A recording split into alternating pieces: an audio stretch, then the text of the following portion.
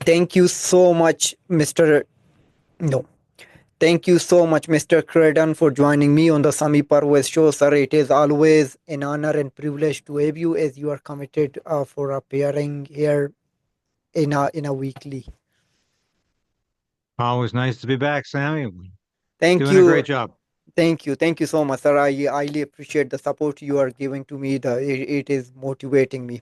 Okay, so there are lots of things to talk. Let's begin with Trudeau trip to France. Like it seems like it is like last trip as prime minister. I believe he also attended Aga Khan funeral, right? Did he? Yes, Okay, yes, he did. yeah, and also like he went to Paris. Now he's talking about misinformation and disinformation with coming with AI. So what do you take from all of it? Is trip particularly going to Aga Khan? We remember back in 2016 when he took that trip. So he violated ethics law, being the first prime minister in Canadian history for violating. It seems like he's not taking any lessons from his own mistakes. Well, it's a very unusual trip to say the least. Emmanuel Macron is embroiled in his own little controversy right now, Hmm. largely on social media because of questions about his wife. And he's on the verge of potentially getting legally involved with Candace Owens, who is extremely popular on the internet as a conservative broadcaster. I follow her to some degree. Interested to see how that's going to go. But look, even much more important than all of that controversy, Sammy, is where are the 10,000 people at the border? He Mm-hmm. talked about this to Donald Trump a week ago. Yep. A week ago tomorrow, actually. He talked about 10,000 dedicated personnel. Frontline personnel was the word he used. Where are they? We've heard from the defense minister. We've heard from the public safety minister. They both said they're not going to be military people. That's about the only pool of resources we have for 10,000 people. We don't have 10,000 RCMP officers to stick down there. We don't have 10,000 CBSA agents, extra agents to stick down there. We do have 10,000 military personnel Mm-hmm. that could go down. Yep. That would stretch it a bit because we have such a tiny military after 10 years of Justin Trudeau, Mm-hmm. but we could do it. Where are they? Where is the fentanyl czar? We Mm-hmm. haven't even got a nomination yet. And the time is ticking. The time is running out. And Justin Trudeau is once again globetrotting, visiting it. He loves Emmanuel Macron. They're like the best of political buddies. They have a lot in common. They're both completely obsessed with themselves. So I thought he was doing something about the border. He's doing nothing, absolutely nothing. Even his good friend Doug Ford Mm-hmm. has saying, Justin, you're not doing enough for the border. Well, when Doug Ford complains, you know there's a problem because Doug Ford always says highly good things about Justin Trudeau, and he's always in Justin Trudeau's pocket. But Doug Ford's a little bit upset, and I'm expecting to hear something from Pierre Poilievre about this tomorrow. And of course, there's a big rally later in the week, which we can talk about later. But I don't know what he's doing, why he's doing this, if he's even serious about anything he told Donald Trump, whether he cares that this tariff against all Canadian goods is coming down or not. I said from the beginning he wanted the tariff to come down because it would help the Liberal Party win the next election if they campaigned against Donald Trump, not Pierre Poilievre. Maybe that's what he's still thinking. Maybe he lied to Donald Trump. I said that repeatedly throughout this, or the last week. It's Yep. Sunday today. I said that last week many times, not only on my own show, but on other shows. I said, hey, Don, Donald Trump got lied to. Justin Trudeau lied about this. There's no 10,000 frontline personnel coming to the border. Where's the fentanyl czar? What's he doing? The 6 year plan, $1.3 billion, is farcical because most of the money is spent in year 4, 5, and 6. Once again, Canadian journalists are not even calling attention to this. Hmm. This is not a plan. This is a diversion. $1.3 billion over 6 years ain't going to do it. And Donald Trump knows that. Pierre Poilievre knows that. I hope the Canadian people don't seem to get that yet. The mainstream media knows it, but they're not telling us. Yep. Yeah, but is like we know, like since day one, Trudeau has not been serious, welcome to Canada. Like they tweet costed Canadian taxpayer billions of dollars. Still, it is ongoing. We still see like many people are still crossing, not from particularly from Roxham Road, but in Manitoba last time, like I think they caught like 9 people were crossing, in freezing temperatures, and we don't know like what he's thinking. It seems like he's just enjoying his last days. Even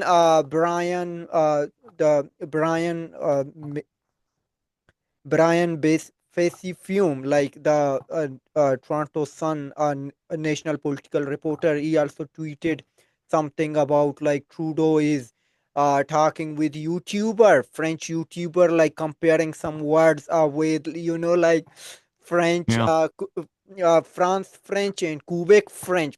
So, but he does not have time like for Canadian journalists, like they are giving to interviews to American outlets, but we don't see much for from like to Canadian outlets.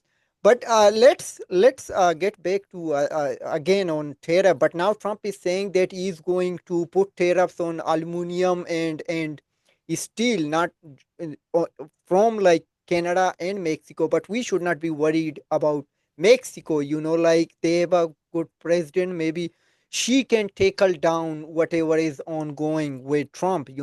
But we Canadians should be more concerned about our government and our products. So how do you see, like, is it going to happen this time, and what plans do they have? Of course, that has happened in the past. We have been subject to the tariff during the last Trump presidency, Mm-hmm. and it lasted for a while. We were able to alleviate it and get it lifted. I'm not terribly concerned that this one is going to last very long.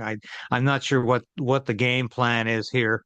What interests me more, to tell you the truth, is Mark Carney, Mm-hmm. the economic genius who says absolutely nothing and is lauded as being just so sagacious and so philosophical. He said last week that Canada doesn't need steel. He says Canada doesn't use steel. I couldn't believe that. I replayed it twice on my own show last week because he's doing an interview on the East Coast and he's talking about the fact that we don't use steel anymore in Canada. And I'm thinking, how stupid are you? Or how stupid do you think Canadians are? Do you drive a car? Do you have a stove? Do you have a fridge? Do you ride in a train or a bus? How about the skyscrapers? There's steel everywhere. This man is either a moron or he thinks the rest of us are. But it amazes me how Mark Carney can say anything, and the mainstream media will just laud him as an economic genius. He's been a disaster everywhere he's gone. Everything he's done has been this disaster of the economy. He is not some sort of great economist. He's not some sort of economic whiz kid. The guy just doesn't really understand the basics. His economy is very simple.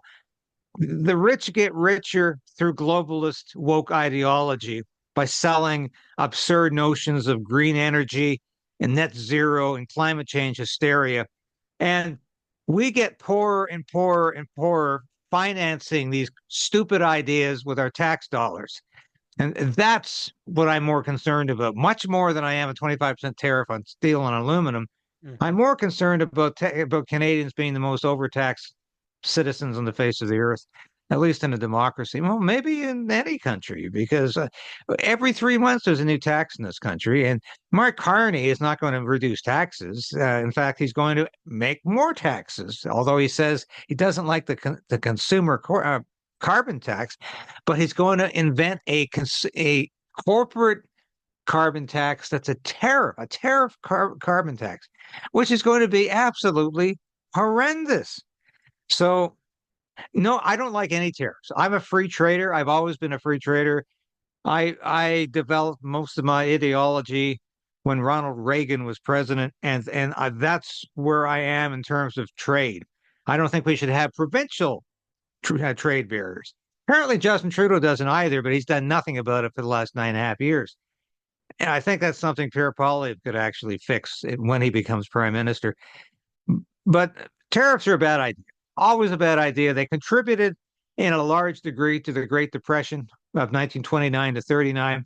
Protectionism is a horrible phenomenon, and I think we need to fight it as much as possible. And I hope this tariff is not long term, but I don't know what Donald Trump is up to with this one. I know what he's up to with the threat of the 25% across the board tariff. I know what he wants to achieve with that.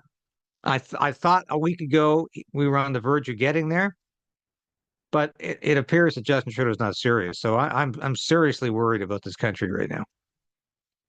Okay, yeah. So like can you explain like about US like provincial like those tariffs, like doing business, but it seems like there are lots of barricades. Like how it works and how is it? Like could you please explain it so like for the viewers? Like it seems Well, like they cannot trade freely, like province to province. now we have huge trade barriers between the provinces, and we've always had trade barriers. And every prime minister I can remember has always said, we've got to stop this. We've got to do something about this. And of course, Justin Trudeau this week at this Canada U.S. Economic Summit, and I had to laugh. Canada U.S. Economic. There was nobody from the U.S. there, Yeah. but there was nobody there except the mayors from Canada and so-called business leaders from Canada. But Trudeau again said, we've got to do something about these interprovincial trade barriers. Well, he's had 9.5 years to do something about it. He's done nothing. Pierre Poilievre yesterday reiterated his support for getting rid of these trade barriers. Maybe he'll be more successful, but from everything from it's largely wine and beer and things like this that are produced in one province. If you ship that product outside of that province, there are duties attached to it to whatever province it goes to. So we're not paying the same price for a bottle of wine, for a case of beer, and all the other items that are included. And it's virtually everything. And there's very little that's duty free across the lines. And why? Why does this persist after all these years? I mean, people are saying, well, there has to be different rules for professions. There has to be different rules for certain jobs, but that's got nothing to do with the products. I mean, this could easily have been solved decades ago at a first minister's meeting. Why it hasn't, I don't know. I guess there's been no real momentum behind the idea. But if we're upset about Trump's tariff, then perhaps we should be tackling our own in the meantime, because this is something that should never have survived this long. Hmm.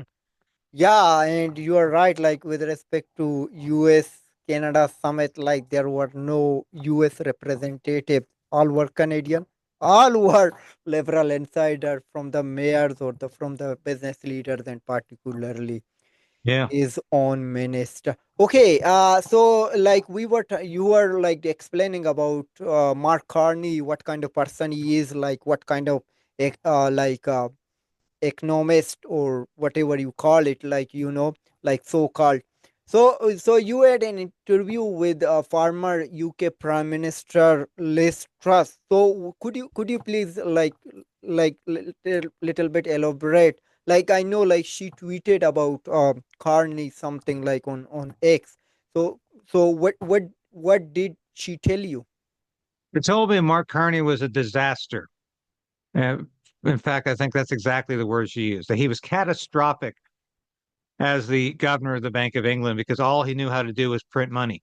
Mm-hmm. All he knew how to do was spend money, Mm-hmm. and he opened the pool of money of printing money so large that he created a inflation that persisted not for months but for years. He was basically asked to leave because he was doing such damage to the British economy that it was becoming a long-term existential threat to the financial system. And it lingers on. And I was just reading or hearing last week that the Bank of England is now on teetering on the verge of going under. That began during Mark Carney's tenure as the governor of the Bank of England. He set in motion a series of events and a series of philosophical decisions that are still being felt today. And he's essentially had a policy very similar to what Justin Trudeau has had in Canada, what Joe Biden had for 4 years in the United States, is that print as much money as you Mhm. deem feasible, and the inflation will take care of itself. And of course, it hasn't. The inflationary spending is still there, and this is my greatest fear, of course, with the tariffs, because the Liberal government and the Ontario provincial government is already prepared to print more money, to pour more money into the economy, and then in another welfare, specialized welfare stipend, another dividend, a relief check. And this Coming. would be horrendous for the economy. We would, this is more inflationary spending. But Liz Truss did not have anything good to say about Mark Carney. Mhm. He was he likes to tout himself as the guy who saved the British economy. He didn't save anything. He exacerbated the problems. He made things worse. He left on not very happy terms with anybody. And this man would be one of the worst prime ministers we've ever had, probably on par at least with Justin Trudeau. Mhm. All he knows how to do is to print money and spend it. Mhm. Yeah, and like I think like Mark Carney is being briefed by Trudeau team, right? Oh yes, that's another issue. He's unelected. He's not a member of parliament, but yet he's being provided with confidential national security and financial briefs. And he can say, "Well, I that what's stopping me from receiving those?" Well, what other leadership candidate is getting that Mhm. kind of favoritism? Yep. And why should he? He's I think you should, if you want to pretend you're not part of the government, and he does. He says he's an outsider. He's been a part of the government for the last 6 months as a financial advisor, but he's unelected, and he should not be given any parliamentary privileges, any government privileges, because he's not part of that government as an elected official. He is simply a consultant. That's all he is. He's no different than the other consultants that the Liberal government's hired. And as I think I pointed out on this broadcast in the past, Yep. we spend more money on consultants in Yep. this government than we do in national defense, Mhm. which is a tragedy. But Mark Carney is just another consultant who's been given very suspicious privileges. And because we all know Mark Carney has been designated as the next leader, there's a little bit of competition there for him, not much. This is a coronation. He will be the next leader unless Trudeau decides to double cross him, which is another possibility. Yeah. But he's the one designated to replace Justin Trudeau. He's the next globalist. He's the next WEF acolyte. He's the guy that has been selected to continue the misery in Canada. Mhm. Yeah, yeah, you are absolutely right about Mhm. that. Like he is the successor of Trudeau, but it would be what? But do you find any difference between Freeland and Carney? Like, do you think like Freeland would be little bit better than Carney, or is the same? Like she's the same, like we saw like she served as finance minister or foreign affairs, I think, in the past, and also like deputy prime minister. Well, I don't see much philosophically different from them. I trust Mark Carney even less than I do Chrystia Freeland, because Mark Carney is so ingrained with this globalist elite. to a degree that Chrystia Freeland just isn't, Mm-hmm. because she just hasn't been that ingrained. I mean, yes, she goes to WF, she speaks at WF, she's very much a globalist in her mindset, but Carney worries me because he's so ingrained in that community, in that insider group, with the Klaus Schwabs of the world. And he was hobnobbing with people like Jeffrey Epstein, which I don't think Chrystia Freeland can ever be accused of doing. But what else? The other difference is that Chrystia Freeland at least paid her dues. Mm-hmm. She has been an elected MP for quite a number of years. She has served in a cabinet. She has actually been a cabinet minister, and she's been an elected official. Mark Carney's never been elected to any office, anything. He's never had to stand for election for any of the offices he's held. And at least you can say that about Freeland. At least he seems to understand that people should have to vote. And if Carney becomes leader of the Liberal Party, he becomes instantaneously the Prime Minister of Canada. This is makes me very uncomfortable to have a unelected Prime Minister who's not doesn't have a seat in the House of Commons, and the Canadian people have had virtually no say in his selection as Prime Minister. Mm-hmm.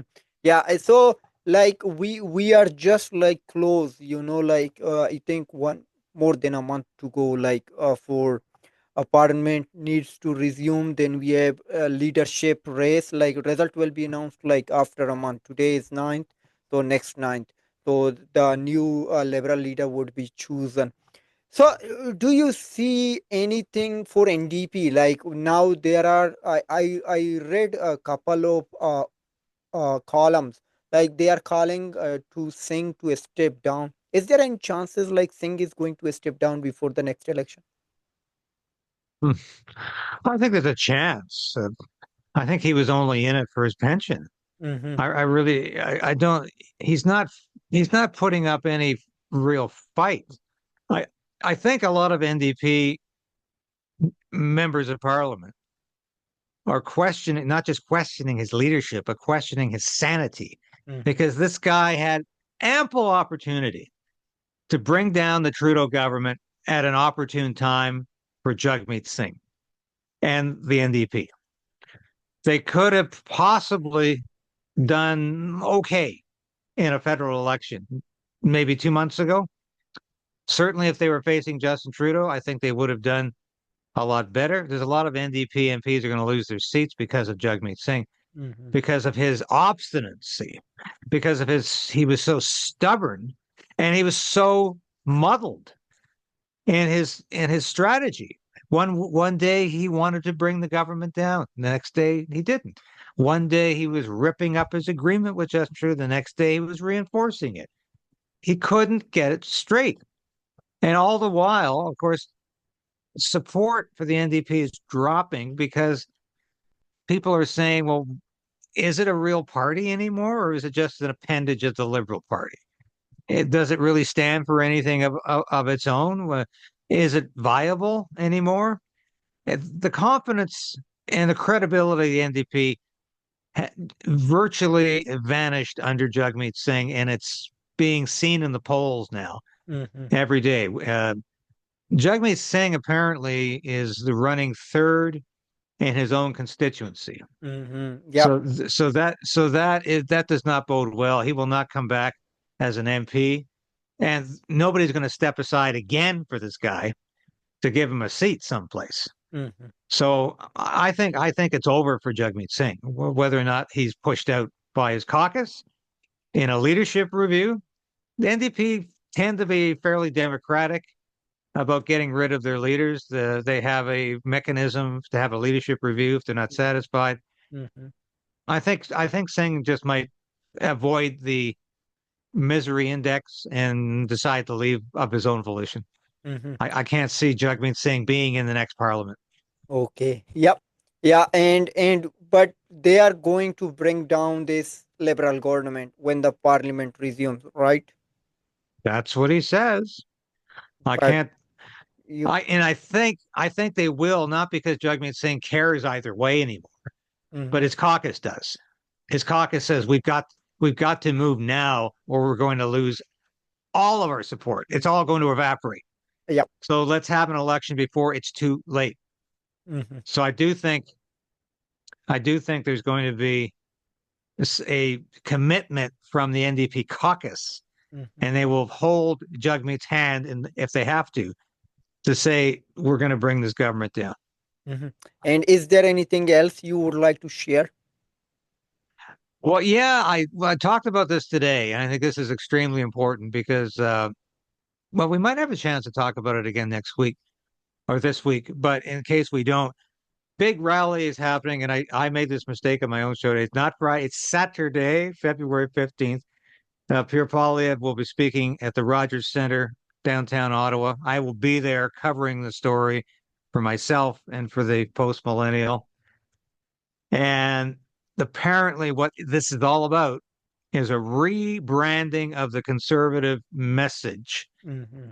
And I am guessing what that is based on what Poilievre has been saying recently, as early or as late as yesterday in Toronto. He was speaking at a synagogue outside of Vancouver. He talked about the fact that housing has become emblematic of how economically depressed Canada is. And he makes the point that 60% of the costs associated with construction go to the government, not to the people who build the house, not to the laborers, not to the contractors. 60% goes to the government. And he says this is why Canada has a lower per capita building than Japan, despite the fact Japan could fit into one of our 5 times into British Columbia. Yep. We are producing fewer houses per capita than Japan, even though we've got all of this vast space available. It's because of the cost associated with building a house in Canada. It's because it's taxes, it's regulations, it's government nonsense going on here. So I think what Poilievre's going to do on Friday is to say we're not just going to axe the carbon tax because that's not going to be enough. Mm-hmm. This is about axing the taxes. This is about stopping the enslavement of Canadians to the government, to a government that wants to keep increasing taxes every 2 to 3 months and increasing and taking away our money and putting it into their little projects. And taxation has become a punitive measure in Canada, just a way of punishing people to keep them in line. I think this is going to be the main conservative message is that we have to break free from all of these taxes and regulations, not just the carbon tax, because clearly that that's been diffused by Mark Carney and Christy Freeland, pretending that they just never really supported this consumer carbon tax. It was always a bad idea. So they've diffused that to some degree.